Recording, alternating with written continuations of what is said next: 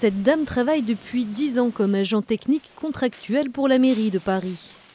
Nous la retrouvons après sa journée de travail au cabinet de son avocate. Aujourd'hui, elle veut témoigner de manière anonyme de ses 10 ans de précarité. 10 ans et une vingtaine de contrats, de 1 mois à 1 an, avec la peur permanente de ne pas être renouvelée. Parfois, tu tombes malade, tu ne peux pas poser l'arrêt maladie, tu as peur parce que ton contrat, ça ne sera pas renouvelé.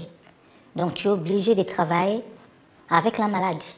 Combien de contractuels cumulent eux aussi des petits contrats? Difficile à dire. La mairie de Paris n'a pas souhaité s'exprimer sur le sujet. Mais cet agent assure que son cas est loin d'être isolé. Je ne suis pas toute seule, on est beaucoup à la ville de Paris. On est en train de souffrir. On était fatigués. Il y a beaucoup, ils n'ont pas renouvelé leur contrat, ils ont parti. La plupart, c'est des femmes seules. C'est vraiment triste. D'après son avocate, la justice offre peu de recours à sa cliente.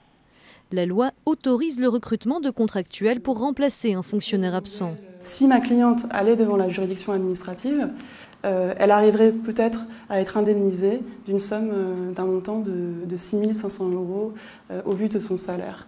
En fait, il n'y a pas d'indemnisation de la précarité. Il y a une indemnisation qui est très très dérisoire et qui est symbolique.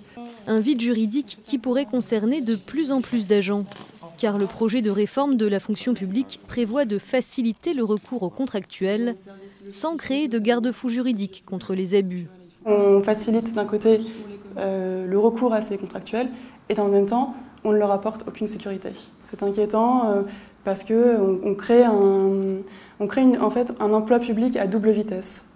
C'est-à-dire qu'il existait déjà, mais on renforce ce caractère, cette séparation entre les fonctionnaires et les contractuels. La fonction publique française compte aujourd'hui près d'1 million de contractuels, soit un agent sur 5, tous secteurs confondus.